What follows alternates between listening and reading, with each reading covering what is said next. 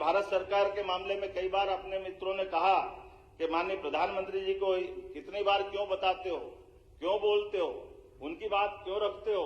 अरे इसीलिए रखते हैं कि प्रधानमंत्री ने वर्तमान के दौर में जिस प्रकार से शासन व्यवस्थाओं के सूत्र संचालन किए हैं, वो आदर्श उदाहरण हमारे सबके सामने बना है। वो हमारे लिए गर्व का, हमारे लिए नहीं, दुनिया के सबसे बड़े लोकतंत्र के सबसे बड़े पद को गौरवान्वित करने वाला जो व्यक्तित्व उनका निकल के आया, जिससे पूरा देश दुनिया में अलग ढंग से देखा जाने लगा है।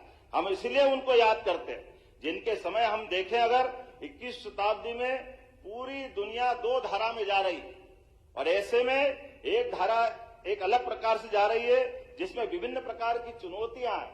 जहां कोविड की चुनौती हो सकती है, दोनों देशों के बीच चलने वाले अलग अलग प्रकार के युद्धों की स्थिति हो सकती है जो सामने दिखाई दे रही है और दुनिया डर रही है कि पता नहीं युद्धों के बाद ये जो क्रम जारी हो रहा है ये आगे कहां जाके टिकेगा। कई आतंकवाद और आर्थिक मंदी का दौर हमने अभी वर्तमान में देख रहे हैं कि चीन जैसे इतने बड़े देश की भी हालत आर्थिक व्यवस्था में वो किधर जा रहा है।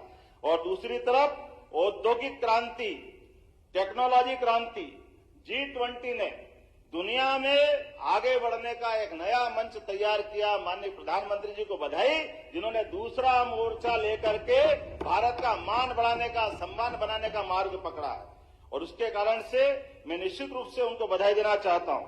और ये खास करके जिस जगह मैं बात कर रहा हूं, भारत के अंदर मध्य प्रदेश में तो खासकर भारत की खुद की स्थिति क्या है। भारत यानी दुनिया का मित्र, विश्व मित्र की भारत की पहचान। भारत यानी वसुधैव कुटुंबकम की बात करने वाला, भारत मतलब सबका साथ सबका विकास की बात करने वाला।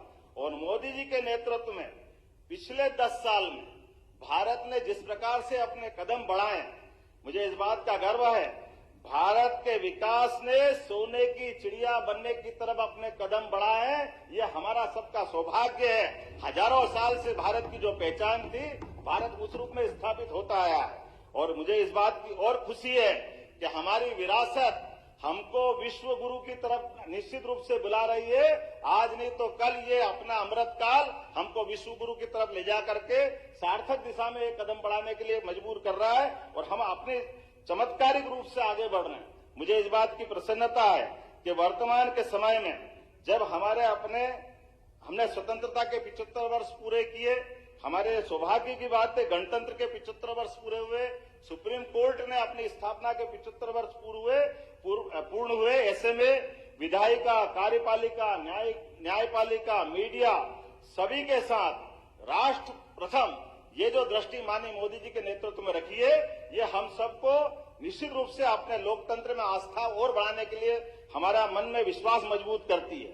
हर भाषा के पर्याय हो सकते हैं, लेकिन मोदी जी का कोई पर्याय नहीं। अटक से कटक तक लोकतंत्र को गौरवान्वित करने वाला एकमात्र शख्स कोई भी पार्टी का नेता हो, कोई भी पार्टी का व्यक्तित्व हो, मोदी जी के बराबर आज कोई नहीं है। मुझे गर्व है कि हाँ, हमारे यशस्वी प्रधानमंत्री के नेतृत्व में भारत उन्नति करते हुए लोकतंत्र को मजबूत कर रहा है।